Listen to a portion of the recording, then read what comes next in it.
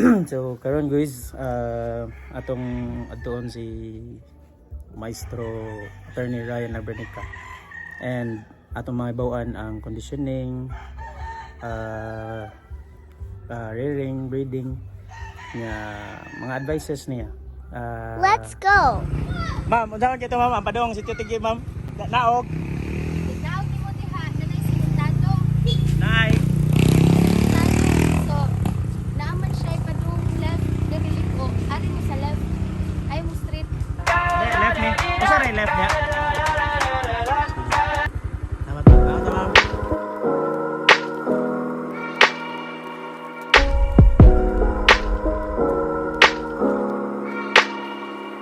Welcome to our superfly game farm off Atty Ryan Abrenica.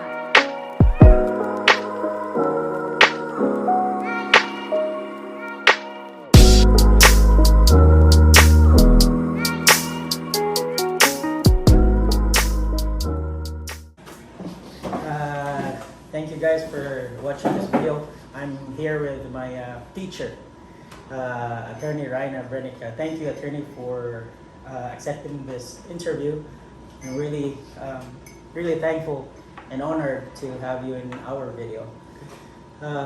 First, thank you. And right now, I want to ask many things, Attorney. So first topic would be if it's okay pointing, because you're really known in that division. So that chicken lost so much weight, and then the body conformation got really thin. What do you think the factors why that happened? So it lost a lot of weight. Yes, like fast. Okay, it also depends if you are using the air-conditioned rooms. First factor, for sure, the humidity is not right in that air-conditioned room. So when we're talking of humidity, it should be between 60% to 70%. That's the optimum levels of humidity for you to maintain proper moisture on those chickens. So pag hindi tama yung humidity, it's not between 60 to 70%. Most likely, if it's below 60%, means the air-conditioned room is too cold, and the air will start becoming really dry, and the humidity will be like 40s, 50s, something like that, below 60. Your chickens are gonna dry out, and then they're gonna be thinning down. Right. Like what happened to your friend's chicken. Right. Okay. Second factor is that those chickens might already be very empty. And they do not know how to point feed, because you have to give bits and pieces of something to these chickens, specifically something with moisture, every few hours or so, to keep their gizzards running and to maintain proper. So you're adding humidity. moisture if you give food, right? From time to time, not all the time. If they're feeling good, you do not have to give them anything. But if they're starting to thin down and they're lightening up really fast, you need to give them something with moisture, but not water. Yeah. Not direct moisture, but I'm telling you something like Like an apple or something, an egg white. Why not rice or water? something. Why not water? Because it will make him wet fast. And they're like a sponge. When they're empty, they're like a sponge. So you give them something like water, you have two problems now, no? From a too dry chicken to a too wet chicken. So you cannot do that during pointing. So you have to give them, like a substitute for water. Example. Like apples, fruits are good, banana, something like that. But just a little. Because just maybe a thumb size will help them already bring back the body, bring back the moisture, and then just put them outside of that air-conditioned room. If you do not know how to maintain the temperature and you do not have your hygrometer, thermometer with you, So you need to have those stuff, right? Yeah, that stuff to be able to read the temperature and then the humidity. And then once you're in control of the temperature and humidity in that cup house, the rest becomes easy. So another question and related to that, if you're not inside the air condition and then outside is raining, so what are the ways that you can like help ease out the moisture coming into the chicken's body? You have to make sure that those chickens are not being in direct exposure to the rain first. Right. Because I've seen some idiots, doing it in the cockpit, and their folding pens are right there in the rain, and then if it's not right there in the rain, they're very near the rain, something like that, and you can see water all around the folding pen, so that's not good. So you have to make sure that you're in a dry area first, where your chickens are far from the rain. So you insulate the area. And you can bring like jute sacks, the one we use for copra. Yeah, the brown sacks that's made of abaca fiber or something. So we roll them and put them all around the folding boxes. That was the mat that you were putting inside here? Oh. So you protect the chickens from direct moisture coming from the rain. So it will serve as a way. It absorbs the moisture that comes in. And then of course you put cloth. All around your folding. But what happens if it's raining and you need to limber it? In your opinion, and then the fight is about 40 more fights before. Okay, do you need to limber it or just stay inside the box? No. You have to limber it, of course. But here's the thing: if you are to limber it in something towards there's no direct rain, just like before. And if you can limber it in an air-conditioned room, if you can find one. Because if it's raining, the humidity is certainly very high. So you need to dry them up a bit. So when I go to the cockpit, I have two pack houses, one air-conditioned and one non-air-conditioned. So I put my chickens, if it's good weather, in the non-air-conditioned room. If it's really raining, high humidity, in the air-conditioner. Okay. And so another question, attorney, is from another subscriber. He asked me,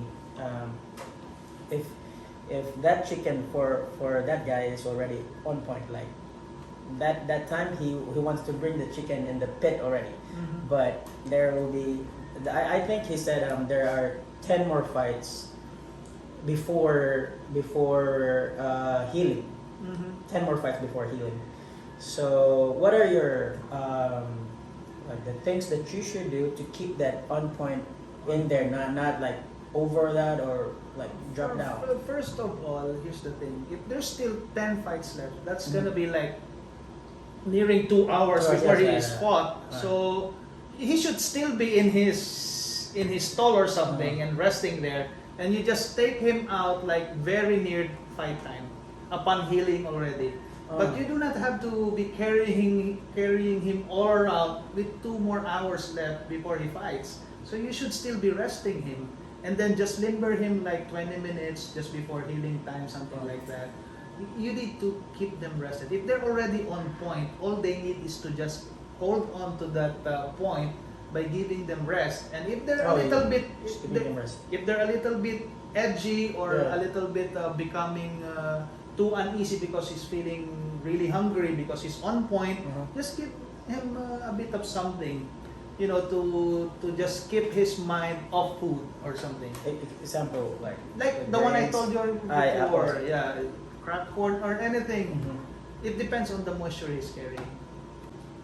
Usual drop in weight during fight day. They will really lose from 15 to 20 grams if you do not feed a lot or water them during fight day. And it's normal because they're losing excess moisture and excess feed because they need to be empty or near empty when they are being fought. It depends on the chickens you have, whether they're game or not game, but you get the point that they should not have a lot of feed inside and they should not have a lot of water inside. And when you start removing those feed and water inside them, by emptying them, they will lose weight, and it's normal. You should be happy if you lost weight. You should be really concerned if they're gaining weight on fight day. Your opinion on this, because I've talked also to another person. I don't want to mention names. It's not with the intake the chicken has, but it's when they are hit, where they are hit. When they are hit on the veins, then they will say, "Oh, of course it will bleed out." But even though you let them drink water and it will not hit the veins, then it will not definitely bleed out. What is your point of view? The thing is, you will never know where he's gonna get hit, so you better be prepared for the worst. Right. That's right. Are you gonna say, my chicken's not gonna get hit in the vein today, so I'll give him a lot of water? That's pretty idiotic. Right. So what do you think the factors there that makes others, because I have a lot of breeders, big time breeders, and they said when I fought in Caloocan, just crazy you zero. cannot score there, something like that. Right. Okay. What's in there that you think it's a factor? Okay. Now it's not just in Caloocan. Yeah. It's gonna be in most cockpits where you fight there for the first time or second time. Or when you're not familiar with a place or something, you're gonna have some adjustments. Right. When I first fight in a cockpit, the first thing I learned is the place where I want to put my chickens at. Mm-hmm. So you need to find that place that's not near a rain when it rains. You have to find that cock house not near the CR because it's gonna, be smelling bad, something like that, full of ammonia or something, which can really turn off your roosters. So you need to figure out what place in that cockpit to place your chickens during fight day. You haven't figured that out yet. Once you figure it out, your scores will improve. Because you've been pointing your chickens the same way all the time in all these cockpits. The only thing that's different are the places you put your chickens at. So you have to figure that area in Caloocan where your chickens will start moving good. When I first fought there, I did not have a good score too.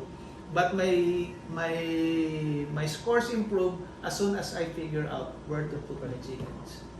I should ask you where that position is and where that capsule I'm is. not telling you. Well, okay, then I'll just ask you when is your next derby, and then I'll just check it out where you at. Yeah. Because I always do that. So also, attorney, in pointing and moisture, there's a lot of conversation, discussions, and arguments. What is your best advice to everybody, not so they will not get messed out and just be on the straight path line, the correct finish line to go? Okay, I think on a philosophical standpoint, a lot of things are wrong with people, just basing everything, their winning and their chances of winning a derby based on pointing alone. That's a big no-no, because I think a lot of those people too concerned with just conditioning and pointing do not have good chickens. They're too concerned with what to give their chickens, what not to give their chickens, and they get upset if their chickens did not perform because I did this, I did that. I have a lot of students like that before. Yeah, I'm guilty. But you know what I tell them all the time? You start with the best chickens possible. And I think if you're losing despite having good conditioning and pointing, it's with the chickens. Address that issue first. If you have good chickens, you'll win a lot more. Why? Because if you have good bloodlines that are healthy, even if sometimes you do not have them on point 100%, even if they're a little bit off, they'll find a way to win because they're of good blood and they're healthy. But if you miss out pointing sharp a chicken that's bad blood and of poor health, there's no way he wins. So by listening to that statement, buddy, just make sure you have very good bloodlines and good health with those chickens, because you have that security when it comes to conditioning and pointing. You can mess up a bit and still have good scores. There were years before when I was not really into bloodlines where I could attribute my losses to having, not so good chickens. But once I figured out, okay, these are the chickens that can give me wins even though they're not 100%, you'll win a lot more. You'll have more trophies, for sure. So, in connection to that, what kind of bloodlines you have here in your farm? I know there's many, but just at least 5 of those bloodlines that you can tell us what are the characteristics of this and how can it help us? 5 bloodlines. Okay, I really have three main bloodlines. Oh, 3. Okay, I do not like collecting bloodlines, so I just stick to what works. And people already know that for the longest time, like 30 plus years, I have the hulsey lemons. Yes. That's been with my family for the longest time. And I think they're perfect fighting against these modern bloodlines. Yeah. You know, they're the faster modern bloodlines, Right. because what's good with the lemons is their timing. Mm-hmm. They know how to fight against aggressive fighters. That's true. They know how to fight against offbeat fighters. So they know how to adjust to a certain fighting style. They're not dumb chickens. So Yeah, of I course. think for you to win consistently in today's competition, you need to have smart chickens with good timing and good cutting. And everything is taken care of if you already have that proper timing in the long knife. Because right now, if you look at the competition, all chickens will just barge into each Right. other, you know, fly up in there. It's like a toss coin, whoever Oh, wins. yeah. Whoever gets Can that get left, hit that left leg damage first, something Right. like that. But if you have thinking chickens that doesn't really, you know, engage their opponents head Right. on without even thinking, Right. you win a lot more because, you know, they won't get hit that easily. Uh-huh. They go home unscratched. And you see a lot of these modern bloodlines being like disposable chickens because they win, Yeah, but they're so right. damaged they cannot be used anymore because all they know is just Yeah, just. rat-a-tat, something like that. But the good thing about that one, attorney, the ratata thing is, when you win, you'll have 2 meats already, right? Mhm. Because your fowl is dead, the other one's dead, so you have 2 You can meats sell a already. lot more. You sell a lot more too if you're into commercial breeding, right? Yeah, of course. And so, so it's lemon, and the second, attorney. The second, of course, you need a good hatch in your farm. So you need to have that element of gameness. What hatch you have here? I have the gilmores. Gilmore. Okay, so they're Those the are small- handsome hats already. I think they're the hats or. No, not really, but they're not bad looking either. But they're just typical hats. But the good thing is, what I can say to breeders out there is that you must have a game bloodline in your farm. Mm. It can be a hatch or it can be a good white hackle or variants of the white hackle blood, because it's not all the time that you're gonna be ahead of your opponent, right? Right. There were times you have to come back because you're way behind in a fight and you have no chance in hell to come back from a fight when you do not have game bloodline. So that's the reason you need to have a white hackle or a hatch in your farm. And I just happen to be able to acquire good Gilmore blood that will help my crosses, you know, in this type of situations where I get behind and I know I still have a chance of winning if they're still alive. Right. Oh, so with these hatches that you have here, attorney, I mean the hatch that you have here, the Gilmore hatch, can you tell me a incident or a story where you can really prove that, oh, my Gilmore's is a dead game hatch? Can you tell us? Like Okay, I have this fight before and the Peruvians were big, were Yeah, very right. popular before. Yeah. This happened like 5 years ago Yeah. in Mandawi. And there was this group that were bragging about their Peruvians being very expensive chickens, right? But Yeah. then I was fighting a hatch gray that day. hatch And grade, hatch grade. My Harold Brown Grays crossed on the Gilmore. And these are terribly game chickens. So it's a game chicken crossed to a game chicken, right? Yeah, Harold Brown. yeah. So what happened is that first buckle, my hatch gray is already down.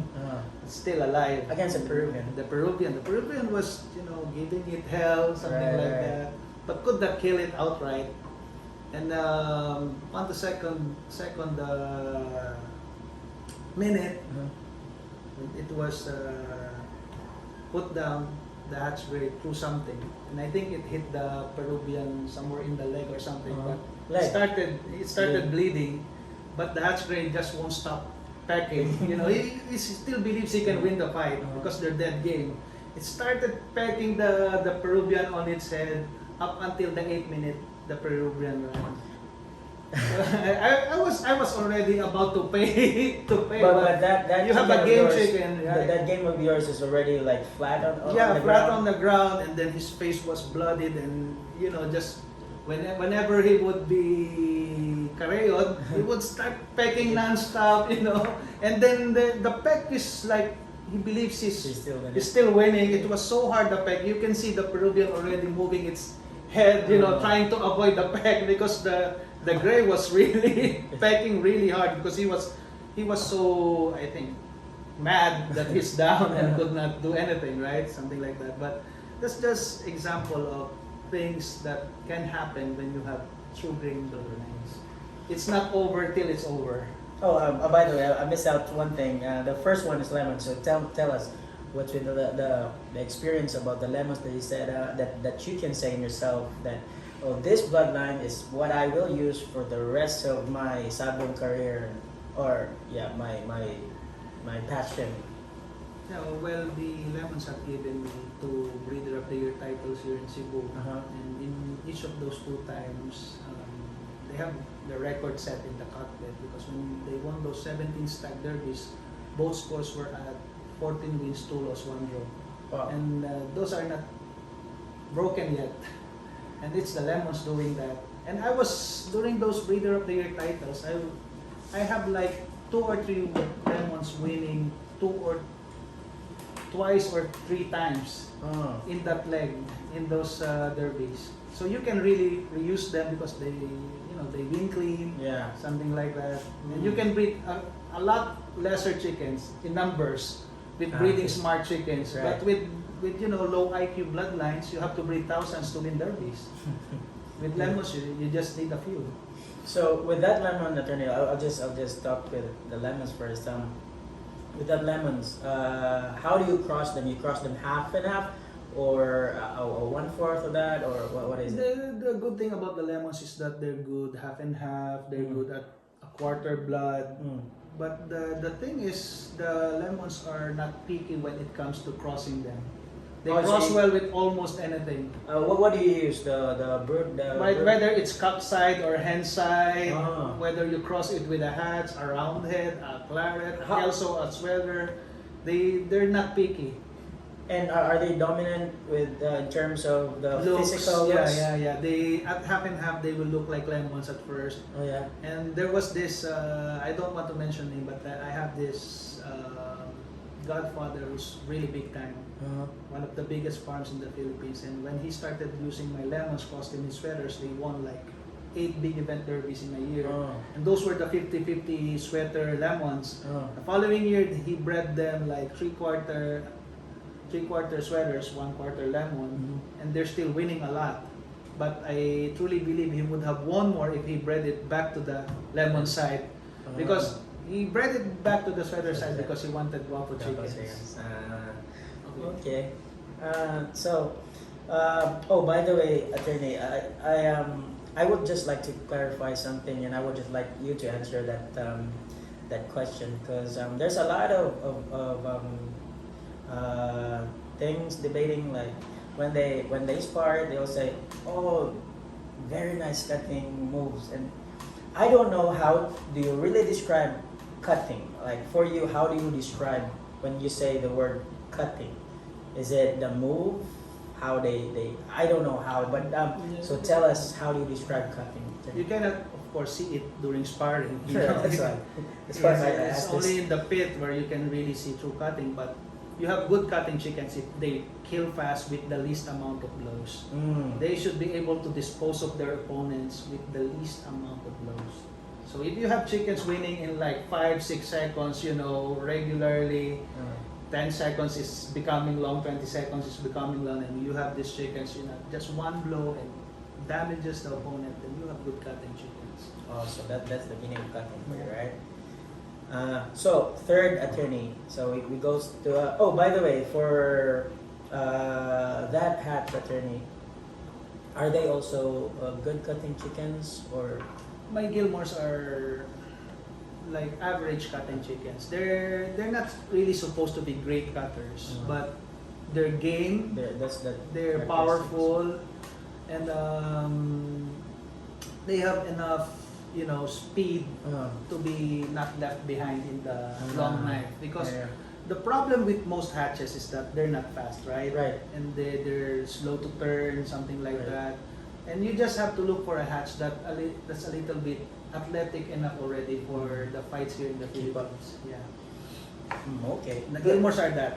They have good speed, They have average break already. They're not the type of hatches that stays on the ground. Right, They have a little bit of lift, but they're not high flyers. But it's not like they can fly. So they're average on everything, like But they're dead game. dead game. Ah, Okay. okay. To be So the third continued. one, attorney, what is the third one?